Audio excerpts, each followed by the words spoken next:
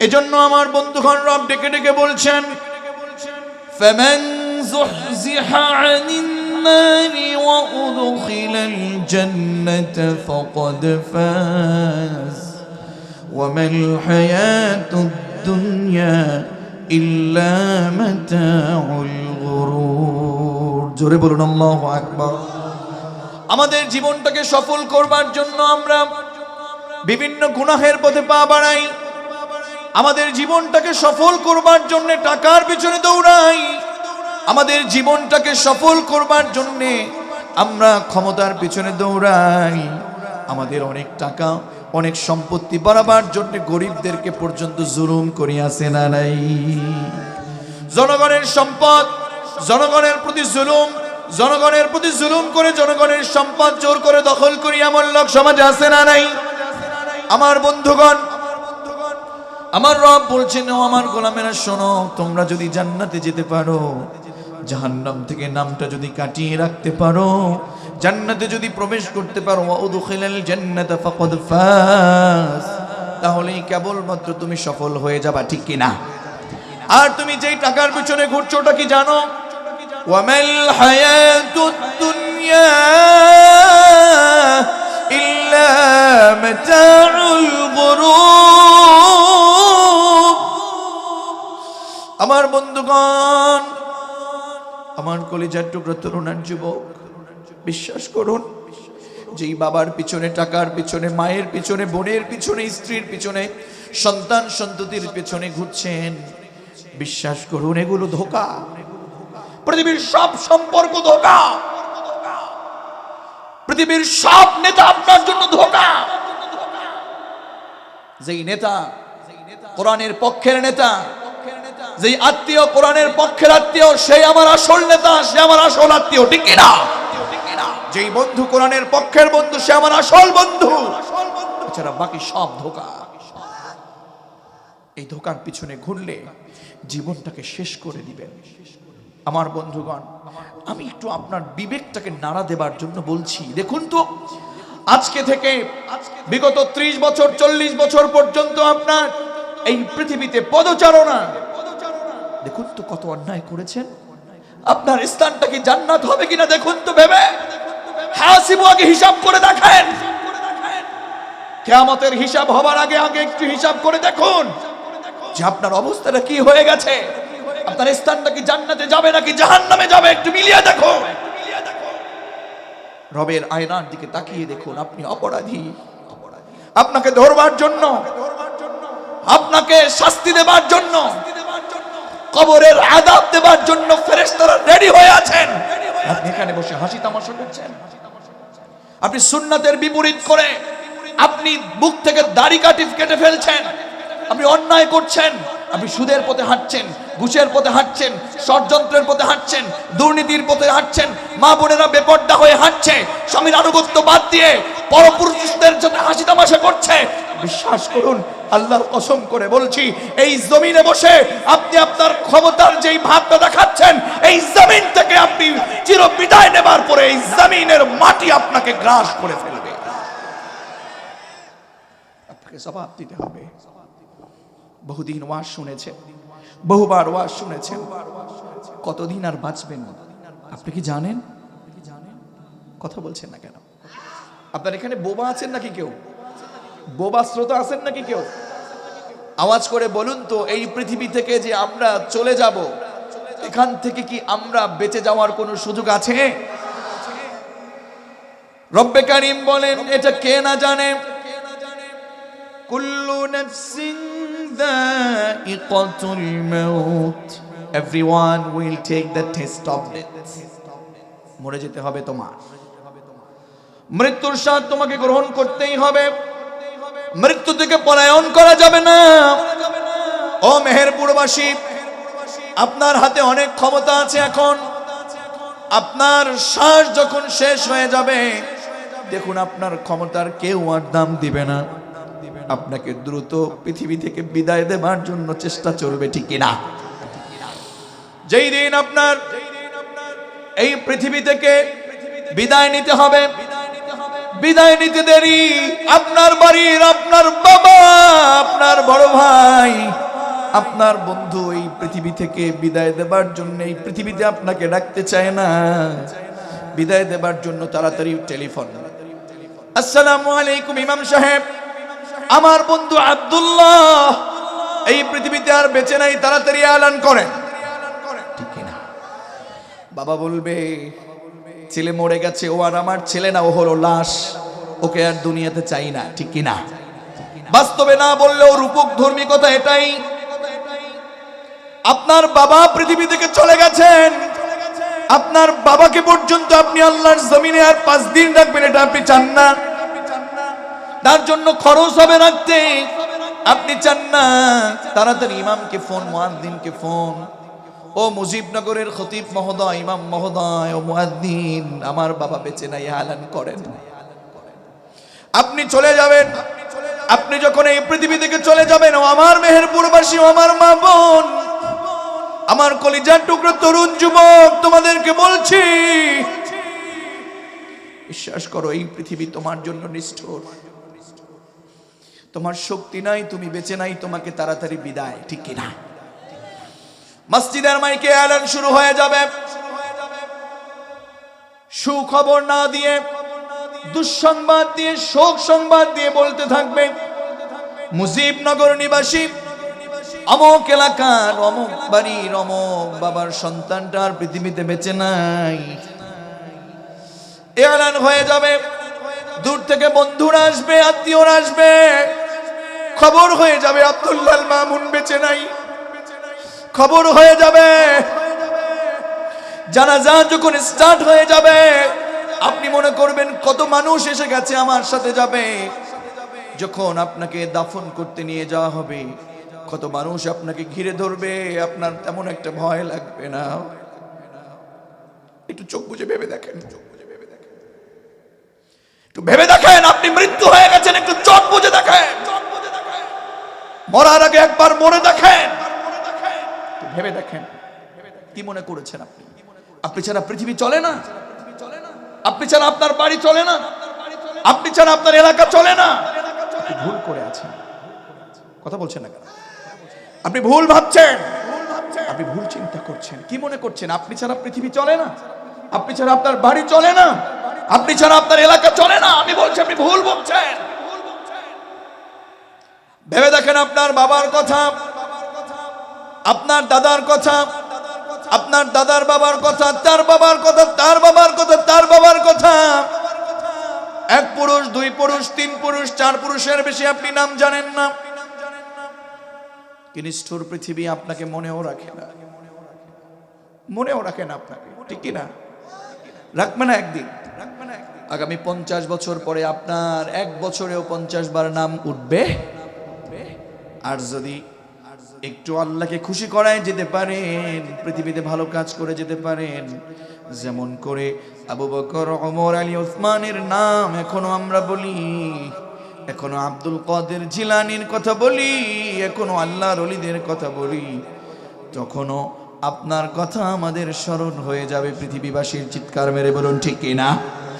যদি আপনি মানুষের সামনে আবার জুলুমও করেন, ফেরাউন নমরুদ যেমন জুলুম করেছে, আবু জাহাল, আবু লাহাব, উতবা সাহেবা যেমন করে ইসলাম বিরোধী কাজ করেছে, আজকেও যারা আলেম ওলামাদের বিরুদ্ধাচরণ করছে, কোরআনের বিরুদ্ধাচরণ করছে, তাফসীরের বিরুদ্ধাচরণ করছে, সত্যের বিরুদ্ধাচরণ করছে, গরিবকে ঠকাচ্ছে, শিক্ষা জাতির মেরুদণ্ড, এই মেরুদণ্ডকে যারা ধ্বংস করছে, বিশ্বাস করুন যেমন করে ফেরাউন নমরুদকে স্মরণ করা হচ্ছে ইতিহাসের পাতায়, ঘৃণিত পাতায়, তেমন করে ভবিষ্যতে তাদেরকেও ইতিহাসের পাতায়, ঘৃণিত পাতায় তাদের নামগুলো বলা হবে। ঠিক কিনা? এজন্য আমরা বলবো, আমরা আবু বকর, ওমর, আলী, উসমানের উত্তরসূরি, আমরা সত্যের পথের কর্মী, আমরা কোরআনের কর্মী, আমরা দ্বীন প্রতিষ্ঠার কর্মী। আমাদের সামনে যারা বাতিল চলে আসবে, যেমন করে মুসলিমেরা খালিদ বিন ওয়ালিদেরা তাদের বিপরীত করে সত্যের পক্ষে কাজ করেছে। আমরাও আমাদের সামনে মামলা আসবে, ষড়যন্ত্র আসবে, দুর্নীতি আসবে, তারপরেও পৃথিবীর মালিককে খুশি করবার জন্য জীবনকে কুরবান দিতে রাজি, ঈমান বিক্রি করতে রাজি না, এমন কোন কোন কোরআনের কর্মী আছেন? আমার রবকে দু হাত তুলে দেখা।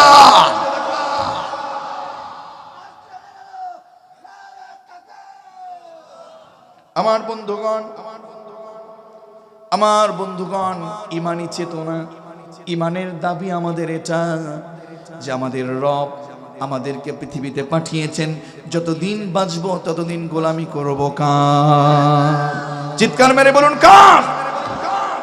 খবরদার, আনন্দে মেতে ওঠার কোনো প্রয়োজন নেই। একটু ভাবুন, নিজেকে বোঝান।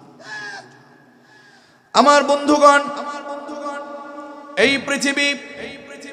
এই পৃথিবীবাসী আপনাকে একদিন বিদায় দিয়ে দিবে। বিদায় যদি দিয়ে দেয়, কবরের মাঝে যখন আপনি শুয়ে পড়বেন, আপনাকে কবরের মাঝে যখন শুয়ে ফেলানো হবে, আপনাকে কবরের মাঝে যখন শোয়ানো হবে, বিশ্বাস করুন, ওই কবরের মধ্যে আপনি কোন বাড়ির ছেলে, কত টাকার মালিক, কোন দলের সাধারণ সম্পাদক, সভাপতি, কোন দেশের কোন লোক, এটা আপনাকে জিজ্ঞাসা করবে না।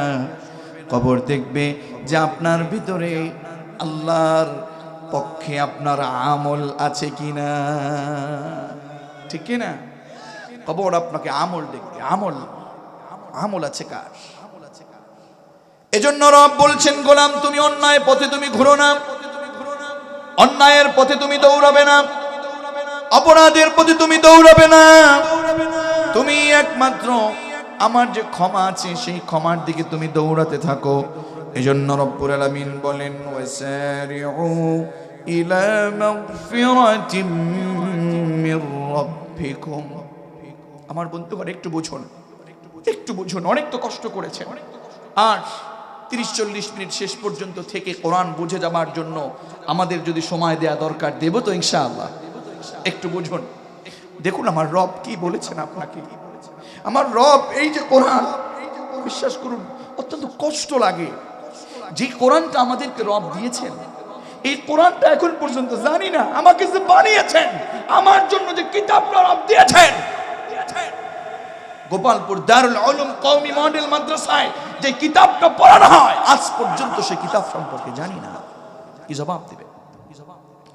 আপনি নামাজের জন্য দাঁড়ান, নামাজ পড়বেন একজনকে খুশি করবার জন্য, বলুন তো তিনি কে? আল্লাহকে খুশি করবার জন্য আপনি নামাজে দাঁড়ান। সেই নামাজে আপনি যে কোরআনটা পড়েন, সেই কোরআনটা পর্যন্ত শুদ্ধ নাই। বলুন তো, কোরআন যদি শুদ্ধ না থাকে নামাজ হবে নাকি? নামাজ হবে না। আমার ভাইয়েরা, এখনো সময় আছে। পৃথিবী থেকে চলে যাবার আগে কোরআনের কর্মী হয়ে যান, কোরআনের ছাত্র হয়ে যান। সেই রব, কোরআনের মালিক আপনাকে ডেকে ডেকে বলছেন, ওয়াসারিউ ইলা মাগফিরাতিম মির রাব্বিকুম। গোলাম, তুমি অন্যায়ের পথে ছুটে যাবে না, অপরাধের পথে ছুটে যাবে না। তোমাকে যেতে হবে, আমি যে রব আছি, তোমাদের যে রব আছে, ওই রবের ক্ষমার দিকে তুমি দৌড়াতে থাকো, ছুটতে থাকো। আল্লাহু আকবার। আল্লাহ বলছেন ওয়াসারিউ, তোমরা ছুটে চলো ইলা মাগফিরাতিম মির রাব্বিকুম, তোমাদের যে রব আছে ওই রবের ক্ষমার দিকে তোমরা দৌড়াও। আল্লাহু আকবার। সুদের পথে দৌড়িও না, ঘুষের পথে নয়, খারাপ কাজের পিছনে নয়, গুনাহের পিছনে নয়, তুমি আল্লাহর ক্ষমার দিকে ছুটে চলো, দৌড়াও, দাবিত হও। রবের ক্ষমার দিকে আমাদের দৌড়ানোর দরকার আছে না নাই? একটু চিন্তা করে দেখেন, কত পাপ আমি করেছি, কত অন্যায় আমি করেছি, কত অপরাধ আমি করেছি। আমার অপরাধের কথা যদি আমার সমাজ জানতো। আপনি যে অপরাধ করছেন কেউ দেখে না। আপনার হাজবেন্ড আপনাকে ছেড়ে বিদেশে পাড়ি জমিয়েছে, আপনি কি অন্যায় করছেন আপনার হাজবেন্ড জানে না। দেখুন তো আমার ভাই, আমার বোন, আপনি যে অন্যায় করেছেন, এটা যদি আপনার সমাজের মানুষ জানতো। একটু চিন্তা করেন, একাকী যে অন্যায়গুলো করেছেন, একাকী যে অপরাধগুলো করেছেন, এটা যদি আপনার সমাজের মানুষ জানতো, আপনার সমাজের মানুষ আপনাকে সমাজে স্থান দিত না। কথা বলছেন না কেন? পেছনের ভাইয়েরা কথা বলছেন না কেন? আমার বন্ধুগণ, আপনি যে অন্যায় করেছেন, এই অন্যায়ের কথা আপনার বাবা যদি জানতো, আপনার কাকা যদি জানতো, সমাজের মানুষ যদি জানতো, সমাজের নেতা যদি জানতো, সমাজের কোনো বড় বোন যদি জানতো, সমাজ থেকে আপনাকে উৎখাত করে দিত। অথচ রব জানছেন, রব জানেন, এরপরেও আপনাকে রব আপনার পৃথিবীতে জায়গা করে দিচ্ছেন। দেখিনি আমার গোলাম আমার কাছে ক্ষমা চাই কিনা, দেখিনি আমার গোলাম আমার কাছে ক্ষমা চাই কিনা। বাবাজি, আপনি অনেক ওয়াজ শুনেছেন, আসুন একটু কোরআনের দিকে। মালিক কি বলছেন? মালিক বলছেন, গোলাম তুমি ক্ষমা চাও আমার কাছে। আল্লাহর কাছে যদি আমি ক্ষমা চাই, আল্লাহ কি ক্ষমা করবে না? কথা বলুন, আল্লাহ কি ক্ষমা করবে না? মালিক আমাদেরকে জন্য ডেকে ডেকে বললেন, শোনো গোলাম, তুমি যদি আমার কাছে ক্ষমা চাও, ইল্লা মান তাবা ওয়া আমানা ওয়া আমিলা আমালান সালিহান ফাউলাইকা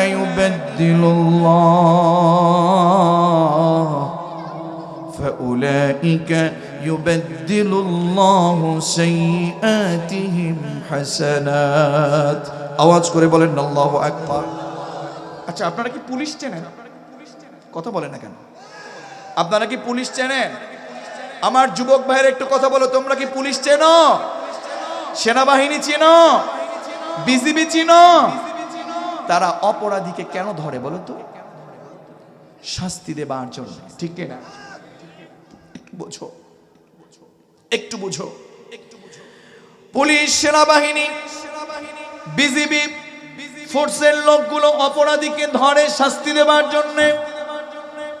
হে আল্লাহর গোলাম, আমার কলিজার টুকরো তরুণার যুবকেরা, একটু নিজেকে বোঝাও। মা বোন আপনাকে বলছে, একটু আপনাকে বোঝান। আপনার একজন রব আছে, তরুণ তোমার একজন রব আছে, আল্লাহর গোলাম আপনার একজন রব আছে। তিনি অপরাধীকে খোঁজে ক্ষমা করে দেবার জন্য। তিনি কে? আওয়াজ করে বলেন, তিনি কে? আমরা সবাই অপরাধী। আমরা সবাই কি? আমরা সবাই কি? একটু মালিককে বুঝাবার জন্য বলেন, আমরা কি? মালিক যদি আমাদেরকে ক্ষমা করেন তাহলে আমরা ধন্য, আর মালিক যদি ক্ষমা না করেন, বিশ্বাস করুন কি লাভ হবে পৃথিবীতে বেঁচে? কেউ জানে না, কেউ জানে না আমি কি অন্যায় করেছি। আমার রব জানে, আমি জানি কি অন্যায় করেছি, ঠিক কিনা? পৃথিবী না জানো আমি তো জানি, আমি কি পাপ করেছি। আমার পাপের করলে বিচার, বাঁচার আমার নাই উপায়। দয়াময় প্রভু মাফ করো আমায়, মাফ করো আমায়। পড়েন, দয়াময় প্রভু মাফ করো আমায়, মাফ করো আমায়। আওয়াজ করে বলেন আমিন।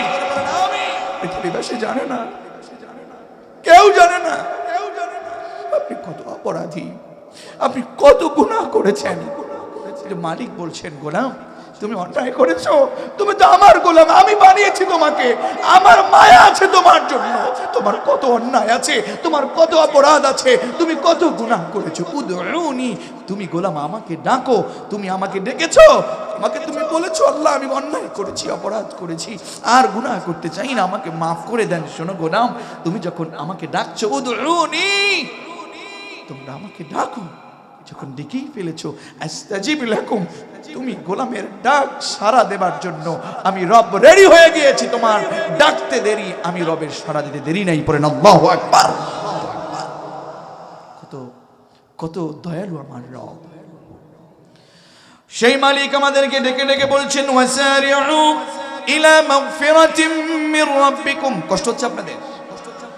সামনে আগাচ্ছি নাকি? মালিক ডেকে ডেকে বলছেন, গোলাম অন্যায় করেছো, অপরাধ করেছো, গুনাহ করেছো, তোমার অনেক গুনাহ, তোমার অনেক চিন্তা, আমার মাপ হবে না। না, তোমার রবের ক্ষমার দিকে তুমি ধাবিত হও। অন্যায় ছেড়ে দাও, অপরাধ ছেড়ে দাও, মিথ্যা ছেড়ে দাও, বেনামাজি ছিল নামাজি হও, যাকাত দাও নাই যাকাত দাও, ষড়যন্ত্র বাদ দাও, হামলা মামলা বাদ দাও, মিথ্যা মামলা বাদ দাও, মিথ্যা পথটা বাদ দাও, আর সব মিথ্যা কাজ, বাম পথের কাজ সব বাদ দিয়ে ডানের কাজ, এক রবের গোলামি করো। আওয়াজ করে বলুন না তিনি কে? এবার রব বলেন শুধু ক্ষমার দিকে না, এক কাজ করো, সম্ভব না। বিশ্বাস করো, ফ্রিডম ফাইটার মুক্তিযোদ্ধা মহোদয়ের কাছে জিজ্ঞেস করো, গত 10 বছর আগের দিনটা আজকে উনি চায়, কিন্তু উনার সেই দিনটা চাওয়া পূরণ হবে না, আসবে না, সম্ভব না। যেটা চলে গেছে সেটা চলে গেছে। তোমার যে গুনাহটা আছে, তুমি কি মনে করেছো তোমার সাথে 2 জন দারোগা রেডি করা আছে? যখন যে গুনাহ করছো সেটাই লিপিবদ্ধ হচ্ছে, তোমার সব কিছু রেকর্ড হচ্ছে। একদিন তুমি ধরা খেয়ে যাবা, সেই দিন তোমার আর বাপ বলার সময় থাকবে না। সেই দিন পৃথিবীতে আবার ব্যাক করে এসে ক্ষমা চাওয়ার কোনো সুযোগ। এজন্য মালিক বলেন ক্ষমার দিকে ধাবিত হও, আর আমার জান্নাত তোমরা যারা মুত্তাকি তাদের জন্য আমি রেডি করে রেখেছি, জান্নাতের দিকে তোমরা ধাবিত হও। জান্নাতে আমরা যারা যেতে চাই তাদের জন্য আমার রাসূলের একটা বাণী, রাসূল বলতেছেন মা বোনদের জন্য বলবো জান্নাতে যাবার 4টা আমল। কয়টা আমল? জোরে বলেন। আর আমরা যারা আছি সকলের জন্য 4টা আমল। মনে রাখা যাবে নাকি? আমার রাসূল বলছেন, ও আমার উম্মতেরা শোনো, আমার রব তোমাদেরকে অনেক আদর করে, মায়া করে, মমতা দিয়ে, দয়া করে তোমাদেরকে পৃথিবীতে পাঠিয়েছেন জাহান্নামে দেবার জন্য নয়, জান্নাতে দেবার জন্য। সেই জান্নাতে যদি তোমরা যেতে চাও কয়টা আমল করা লাগবে? জোরে বলেন। 1 নাম্বার, বিশ্বনবী বলেন আফশুস সালাম وأطعموا الطعام وصلوا الأرحام وصلوا بالليل والناس نيام تدخلون الجنة بسلام। জোরে বলেন আল্লাহু আকবার। বিশ্বনবী বলেন 4টা আমল যদি করো, এই 4টা আমল বেশি লাগে না, বেশি লাগে না, মাত্র 4টা আমল। কয়টা আমল? 4টা আমল যদি করো, নিরাপদে তুমি জান্নাতে, নিরাপদে, নিরাপদে তাদখুলুনাল জান্নাতা বিসালাম। নিরাপদে জান্নাত, একেবারে নিরাপদে আল্লাহ তোমাকে জান্নাত দিয়ে দিবেন। সুবহানাল্লাহ পড়েন। 4টা আমল মনে রাখার দরকার আছে না নাই? 1 নাম্বার, বিশ্বনবী বলছেন আফশুস সালাম। আফশুস সালাম, সালামের ব্যাপক প্রচলন ঘটানোর দরকার আছে না নাই? আমরা মানুষকে সালাম দেই না, সালাম দিতে কৃপণতা আছে না নাই? আমি নেতা, আমি সালাম দিব কেন? আছে না নাই? আমি নেতা, আমি সালাম দিব কেন? আমি মুরব্বী, আমি দিব কেন? অথচ আমার রাসূল বাসায় যেতেন, আগে স্ত্রীকে নয়, বরং আগে স্বামীকে, স্ত্রী নয়, আগে স্বামী হয়ে বিশ্বনবী স্ত্রীকে আগে সালাম দিতেন। পড়েন সুবহানাল্লাহ। বিশ্বনবী ঘরে যেতেন, আগে সালাম। বিশ্বনবী মজলিসে যেতেন, আগে সালাম। সুবহানাল্লাহ পড়েন। সালাম দেওয়ার দরকার আছে না নাই? ঘরে যাব সালাম দিব, বড়রা ছোটদেরকেও সালাম দেওয়ার দরকার আছে না নাই? বিশ্বনবী ছোটদেরকে সুন্দর করে ভালোবেসে সালাম দিতেন। ছোটদের দেখে তিনি মিষ্টি হেসে সালাম দিতেন আগে ভালোবেসে। চোখ দুটো ছিল তার শান্তির নীড়, পরম ঠিকানা যেন গরিব দুঃখী। গল্প বলি শোনো প্রিয় নবীজি, শ্রেষ্ঠ মানুষ যিনি এই ধরনের, শ্রেষ্ঠ মানুষ যিনি এই ধরনের। ছোটদের দেখে তিনি মিষ্টি হেসে সালাম দিতেন আগে ভালোবেসে। ছোটদের সালাম দেওয়ার দরকার আছে না নাই? বিশ্বনবী ছোটদেরকে দেখতেন, দেখে আদর করতেন আর সালাম দিতেন। পড়েন সুবহানাল্লাহ। মদিনায় যখন গেলাম, বিশ্বনবীর একটা আমল দেখে আসলাম, সরাসরি আমল। আমাদের দেশের মুসল্লিরা বাচ্চাদেরকে যদি মসজিদে দেখে ধমক দেয়, আছে না নাই? কিন্তু মদিনায় ধমক নাই। মদিনায় হচ্ছে তাদের জন্য আদর, মদিনায় হচ্ছে তাদের জন্য আদর। আদর মসজিদে নববীতে যখন সালাত আদায় করলাম, যারা গিয়েছেন নিশ্চয় দেখেছেন, নিশ্চয় দেখেছেন, তাই না? ওই যে দেখেছেন, তারা সালাত আদায় করে মুসল্লিরা, ছোট ছোট বাচ্চারা হাঁটে, দেখলাম সাজদার মধ্যে টুপিগুলো নিয়ে এক জায়গায় করছে, সবার একটা একটা করে টুপি নিয়ে এক জায়গায় করছে।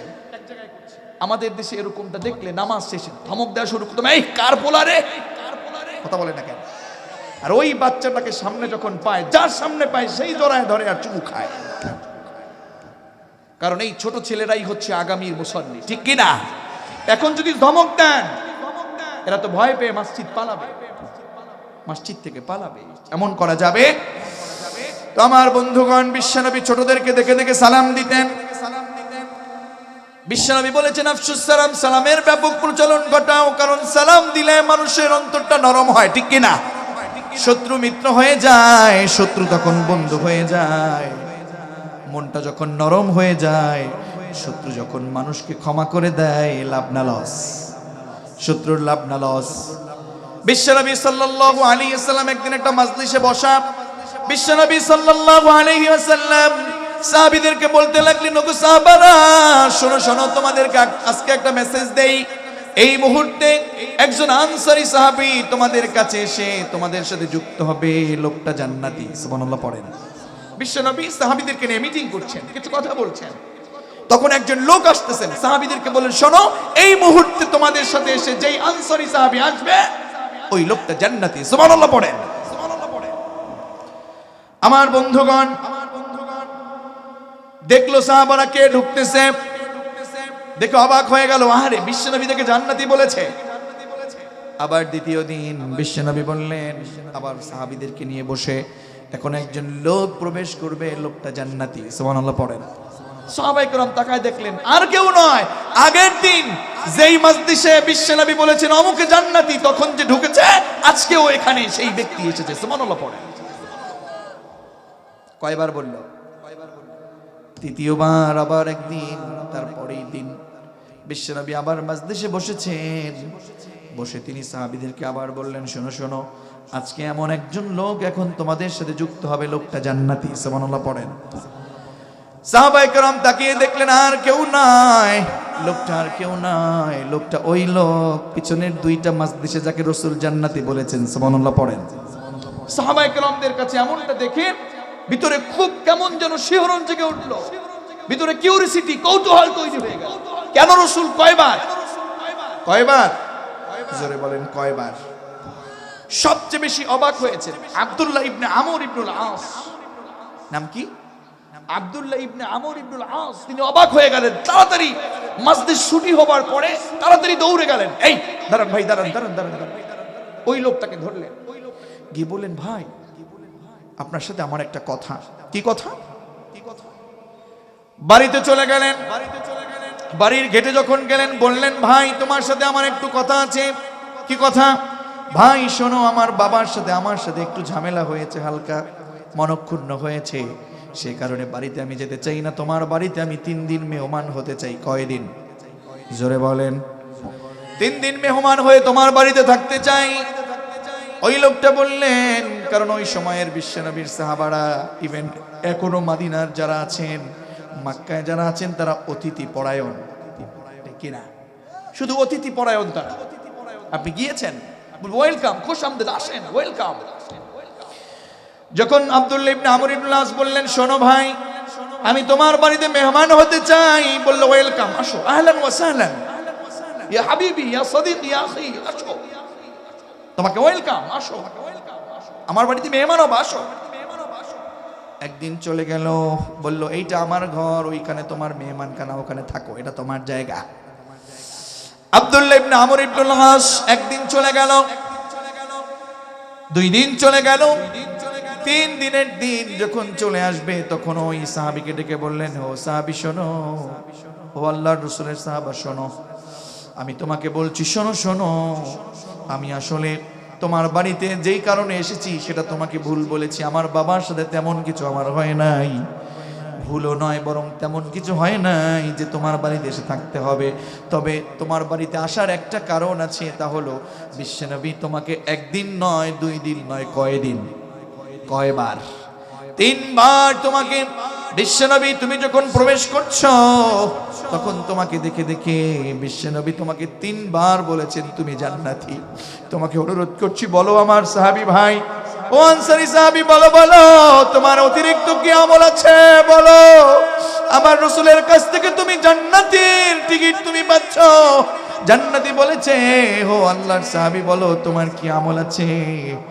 বিশ্বনবীর ওই সাহাবী বললেন, ও আমার কলিজার টুকরা সাহাবী ভাই শোনো, ও আমার মেহমান ভাই শোনো, আব্দুল্লাহ ইবনে আমর ইবনে আস শোনো শোনো, তুমি কি কারণে বলেছো আমি জানি না, বিশ্বনবী কি কারণে বলেছে আমি জানি না।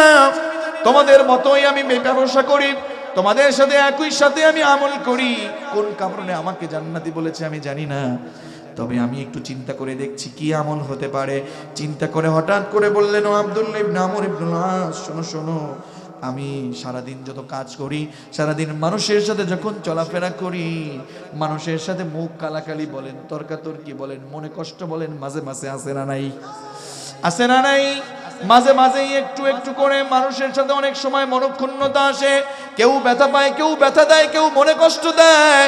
ও আব্দুল্লাহ ইবনে আমর ইবনে আস শোনো শোনো, আমি যখন রাতে ঘুমাতে যাই, রাতে যখন আমি বিছানায় চলে যাই, তখন আমার একটা আমল আছে শোনো, এমন একটা আমল যখন আমি বিছানায় ঘুমাতে যাই এমন ভাবে যাই, ওয়ালাইসা ফি কলবি হিকদুন আলা আহাদ, আমার অন্তরে আমার হৃদয়ে কারো ব্যাপারে কোনো ক্ষোভ আমি রাখি না।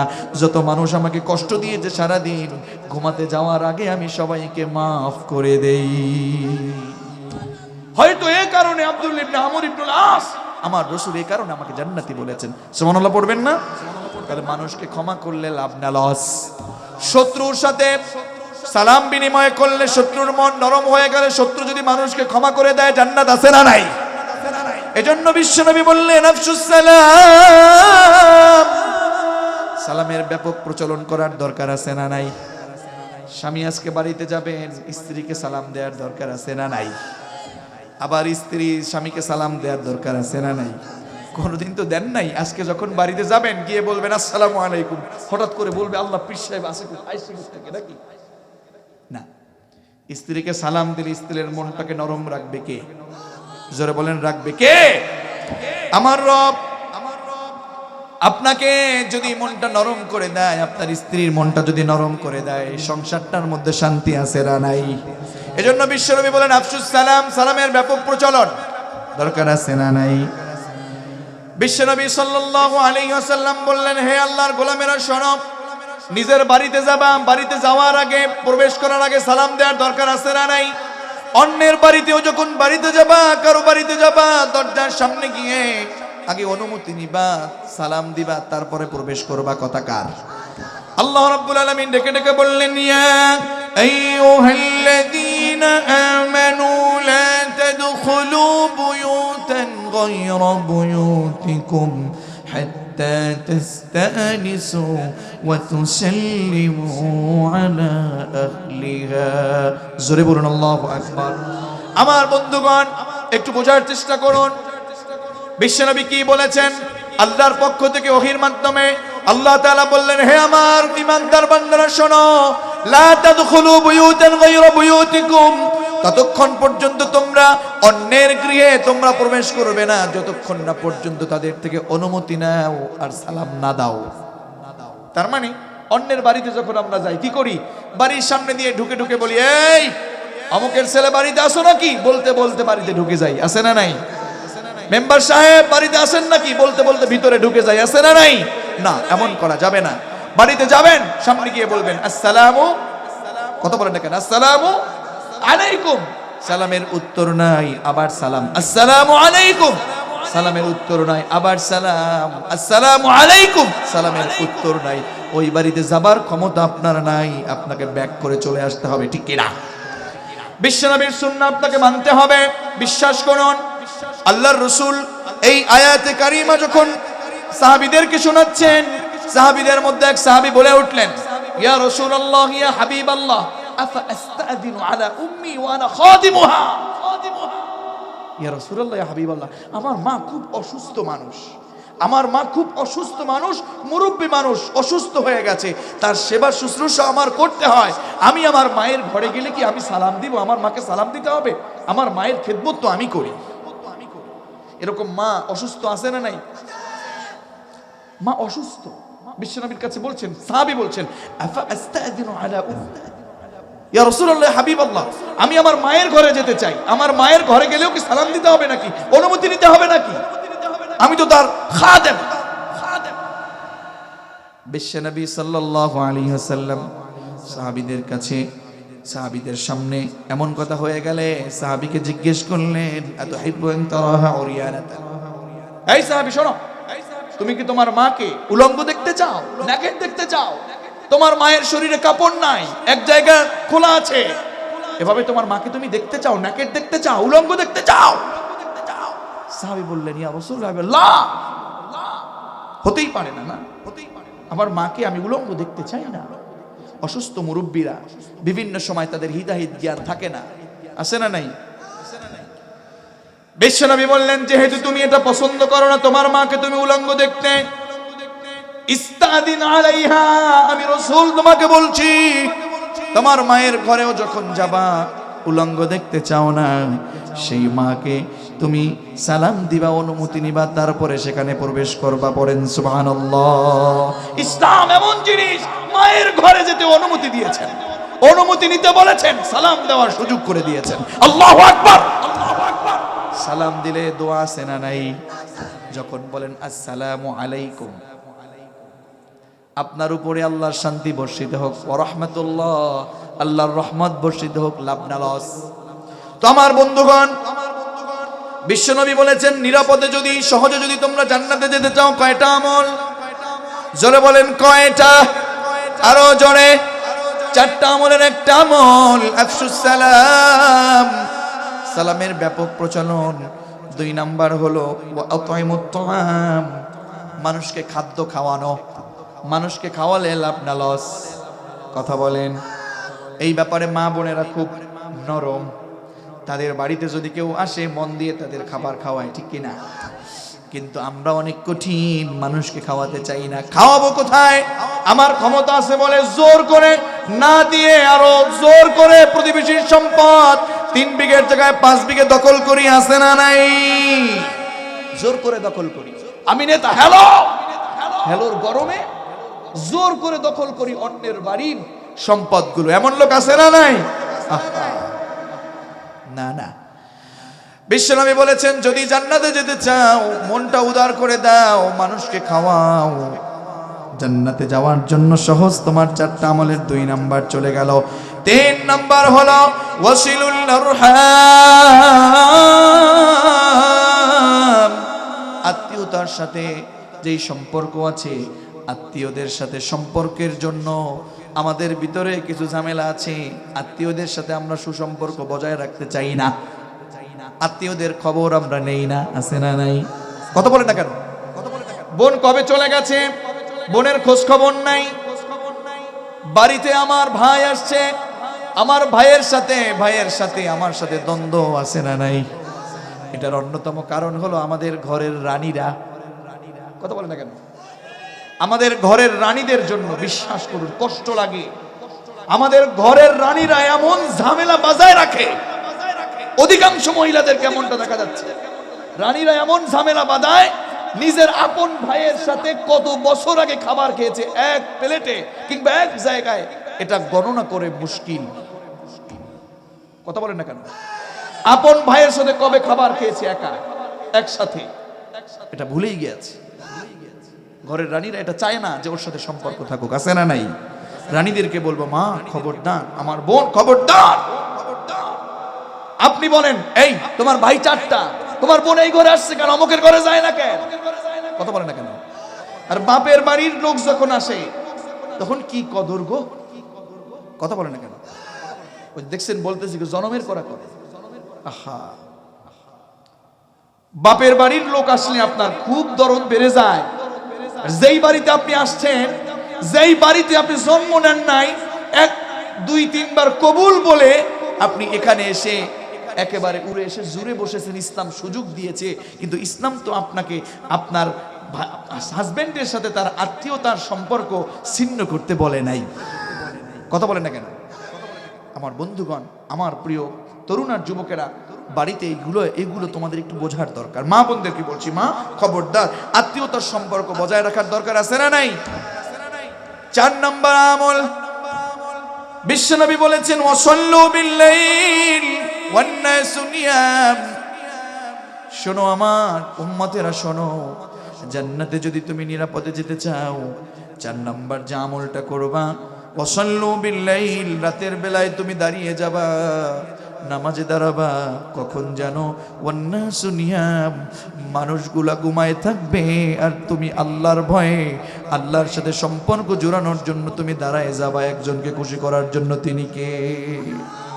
ওয়াসাল্লু বিল্লাইল, মানুষ ঘুমাবে আর তুমি গুনার ভয়ে মাফ করার জন্য আল্লাহর কাছে দাঁড়িয়ে তাহাজ্জুদের সালাত পড়ে সাজদায় গিয়ে মালিকের কাছে বলবা, মালিক অন্যায় করেছি, অপরাধ করেছি, মাফ করে দাও। টাকা লাগবে টাকা দাও, রিজিক লাগবে রিজিক দাও, শেফা লাগবে শেফা দাও। বিশ্বনবী আমাদের জন্য বলেছেন, শেষ রাতে, রাতের শেষ তৃতীয়াংশে, রাতের শেষ তৃতীয়াংশে আল্লাহ তাআলা প্রথম আসমানে এসে ডাকে, হে আমার গোলামেরা, তোমাদের কার ক্ষমা লাগবে আমার কাছে চাও। সুবহানাল্লাহ পড়বেন না? হে আমার গোলামেরা, তোমাদের কার রিজিক লাগবে আমার কাছে চাও, কে অসুস্থ শেফা লাগবে আমার কাছে চাও। সুবহানাল্লাহ পড়েন। এজন্য আমাদের রাতের বেলায় তাহাজ্জুদের দরকার আছে না নাই? এজন্য বিশ্বনবী বলেছেন, নিরাপদে যদি জান্নাতে যেতে চাও, এই 4টা আমল করো, তাদখুলুনাল জান্নাতা বিসালাম, তাহলে তোমরা নির্বিঘ্নে নিরাপদে জান্নাতে প্রবেশ করতে পারবা। সুবহানাল্লাহ পড়েন। তাহলে কয়টা আমলের কথা বলেছি? জোরে বলেন। 1 নাম্বার কি? সালাম। 1 নাম্বার কি? সালামের ব্যাপক প্রচলন। সবাই সবাইকে সালাম দেওয়ার দরকার আছে না নাই? সালাম দেন তো একটা শুনি,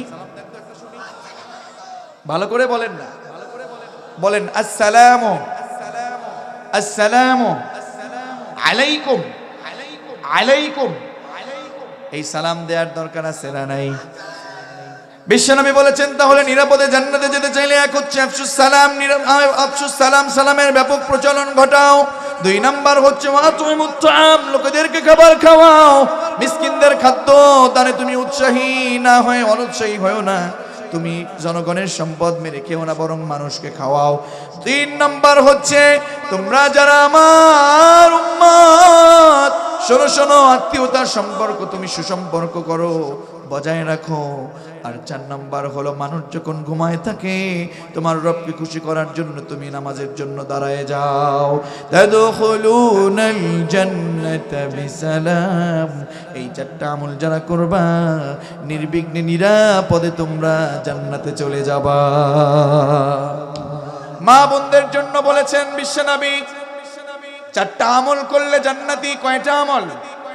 আল মারআতু ইযা সাল্লাত খামসাহা ওয়া সামাত শাহরাহা ওয়া আতাআত বালাহা ওয়া হাফিজাত ফুরুজাহা। বিশ্বনবী সাল্লাল্লাহু আলাইহি ওয়াসাল্লাম বলেছেন, 4টা আমল করলে নারীরা জান্নাতে যাবে। মা আপনাকে বলছি, বোন আপনাকে বলছি, একটু মেহেরবানি করে মুখস্থ রাখেন, আপনার জন্য বলছি। বিশ্বনবী সাল্লাল্লাহু আলাইহি ওয়াসাল্লাম বলেছেন, হে মুমিনা নারীরা, 1 নম্বর আমল আল মারআতু ইযা সাল্লাত খামসাহা, 5 ওয়াক্ত সালাত ওয়াক্ত মতো পড়ার দরকার আছে না নাই?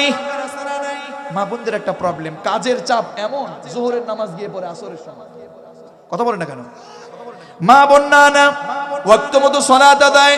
2 হচ্ছে ওয়া সামাত শাহরাহা, রমাদানের সিয়াম পালন করার দরকার আছে না নাই? জোরে বলেন, দরকার আছে না নাই? 3 নাম্বার হলো ওয়াতাআত বালাহা, স্বামীর আনুগত্য। কার আনুগত্য?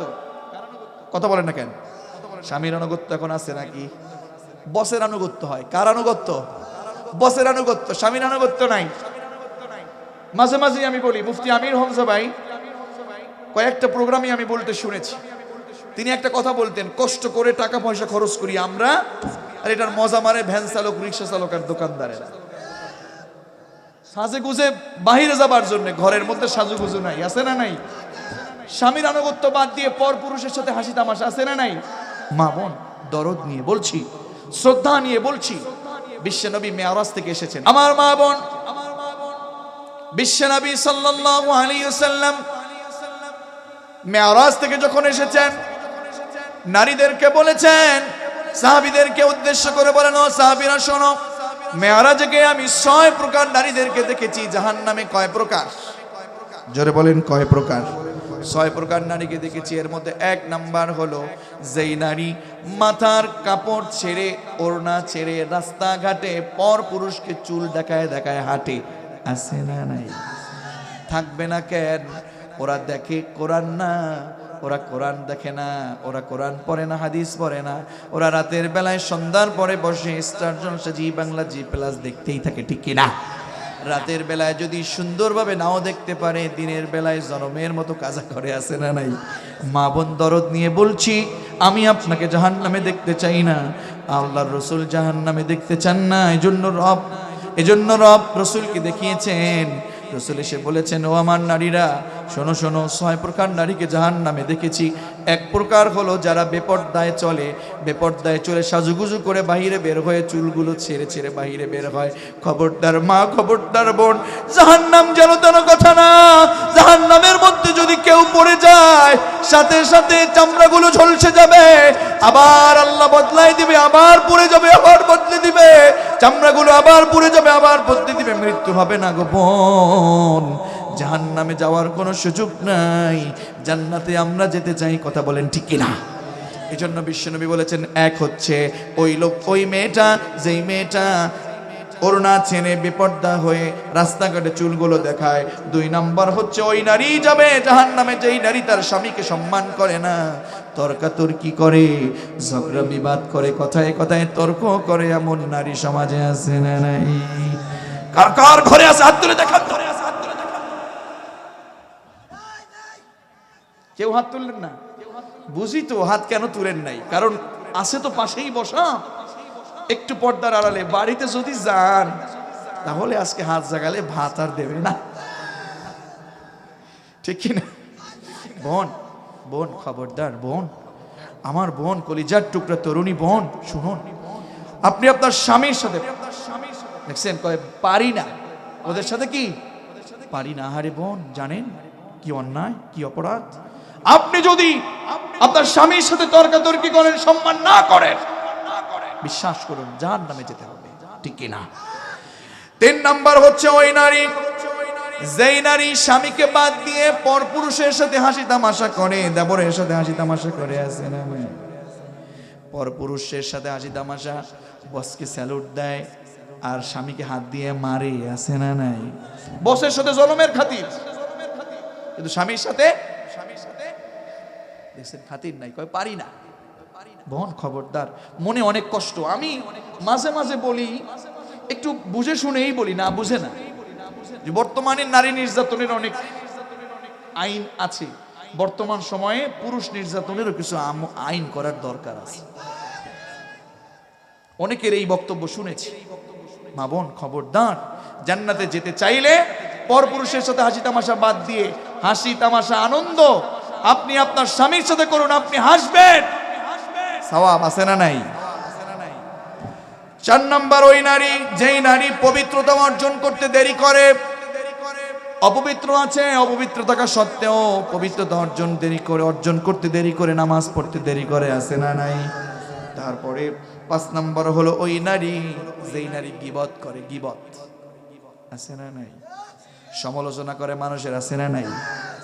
পাঞ্চাবায় আর বলে, বুয়া জানো তোমারও অমুক এটা কইতে পারলো, ঠিক না? জানো আপা কিংবা বুয়া জানো অমুকের এইটা করছি, ওইটা করছি, এই সেই গীবত করে। আরে বোন, না, গীবত করলেন মানে জান্নাত বাদ দিয়ে জাহান্নামে জায়গা করে যাবেন, ঠিক কি না?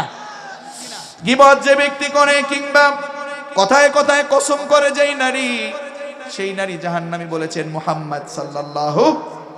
6 নাম্বার ওই নারী যাবে জাহান্নামে। বিশ্বনবী বলেছেন মেরাজ থেকে এসে, যেই নারী অন্যের সুখ দেখে হিংসা করে, আছে নাকি এই এলাকায়? আছে নাকি? আছে, অন্যের সুখে হিংসা করে। বোন, খবরদার, আরেকটা কথা এটা এখানে বিশ্বনবী বলেছেন, উপকার করে খোটা দেয়, আছে নাকি? এমন করা যাবে?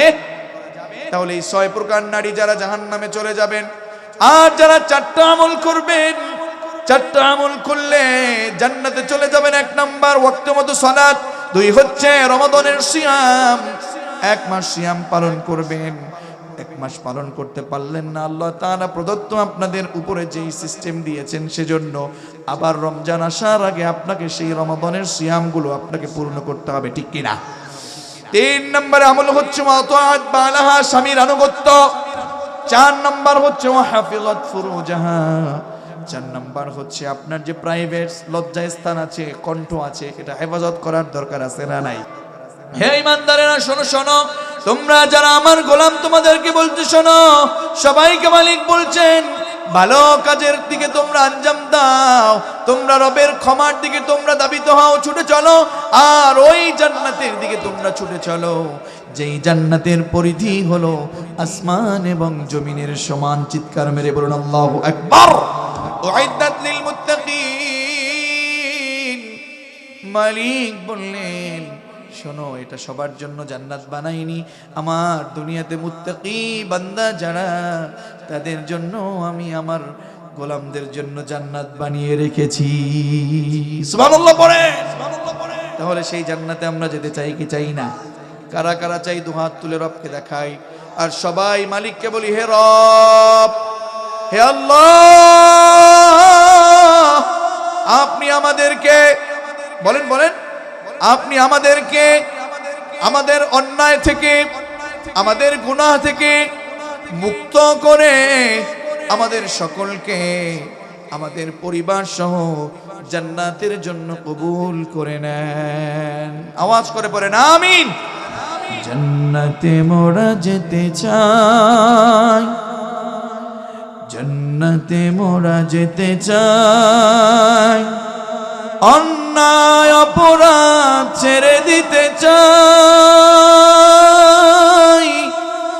কোরআনের পথে মোরা চলতে চাই, জান্নাতে মোরা যেতে চাই, জান্নাতে মোরা যেতে চাই, কোরআনের পথে মোরা চলতে চাই।